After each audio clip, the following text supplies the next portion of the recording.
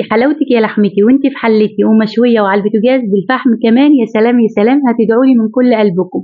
وصفة سهلة وبسيطة وتستاهل فعلا التجربة. شايفين يا اخواتي زي الزبدة كده معايا دايبة دوب.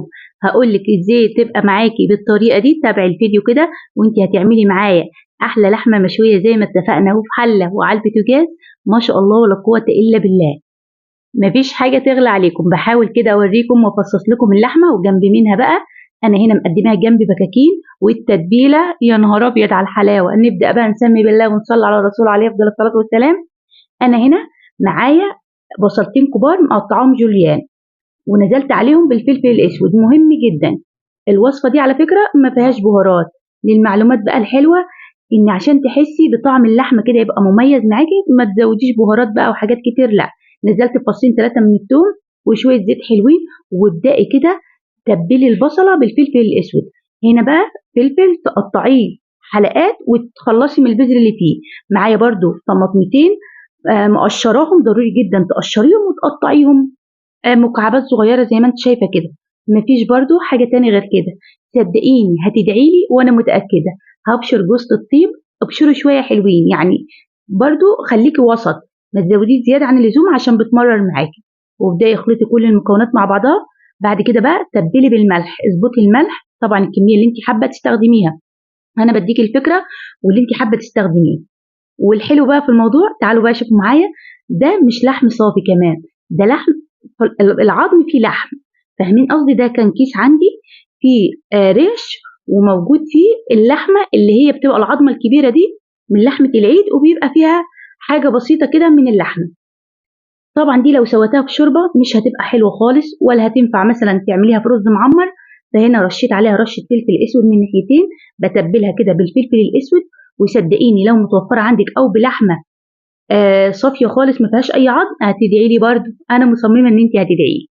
ابداي كده جيبي الحله ورشي بقى في الارضيه بتاعت الحله من الخضار اللي احنا عملناه، وابداي رصي اللحمه بتاعتك. هنا ما شاء الله اللهم بارك، مش عاوزه اقول لكم كان طعمها تحفه هيبهركم. بشر جوز الطيب برضو مع اللحمه، برضو حاجات بسيطه بتفرق على فكره. جوز الطيب في العموم يعني في اللحوم. برضو نزلت بالخضار زي ما انتم شايفين، حسب بقى الطبقات اللي انت هتحطيها. كل ما بتحطي طبقه ما بين كل طبقه والتانيه رشه من الخضار. اخر طبقه كده هتحطيها وترفعيها بقى على النار. كده انا ما حطيتش ملح على اللحمه لان الملح كان كافي معايا اللي انا استخدمته على التتبيله بتاعتي، يعني اللي هو الخضار. قرنين فلفل حراقين دول حسب الرغبه، ارفعيها على نار عاليه. اول ربع ساعه اللحمه والخضار بينزلوا السوائل بتاعتهم، نار عاليه عادي. وبعد كده ابداي بقى ايه، هدي النار، خليها نار وسط. ولما تشرب بقى كل كميه السوائل اللي فيها، هبدا ازود شويه بشويه ميه تكون مغليه. يعني انا هنا زودتها كده في المرحله دي ميه مغليه، وتتابعيها بقى بتزودي يا دوبك حاجات بسيطه خالص زي ما انت شايفه كده.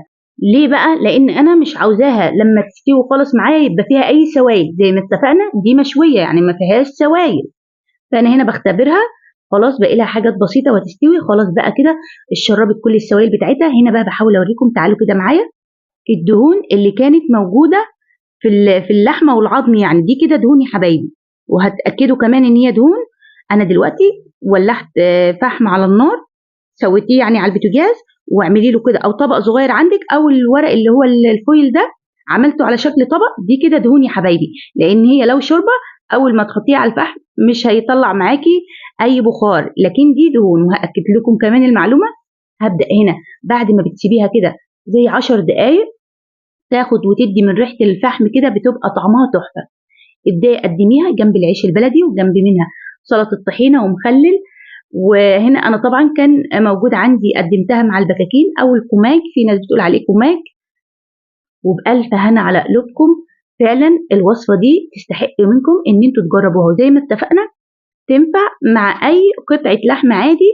هنا بقى بصوا بعد ما قدمت كده في الطبق، هنا بحاول اوريكم الدهون اللي نزلت من اللحمه وكده، علشان هي كان فيها دهون. لو اخدت بالكم وانا بتبلها شايفين دي كده كلها دهون. الدهون دي بقى اوعك ترميها، دي هتصفيها وتعملي بيها بقى احلى محشي او صينيه بطاطس تنفع معاكي تستخدميها. طبعا تسيبيها لما تبرد خالص وتحفظيها في التلاجة، لان انت لو سبتيها خارج التلاجة هتفسد معاكي وهتبوظ. احنا في الحر يعني انا سبتها تبرد مفيش ربع ساعه ودخلتها التلاجة. هعمل بيها احلى صينيه بطاطس باذن الله وهقدمها معاكم.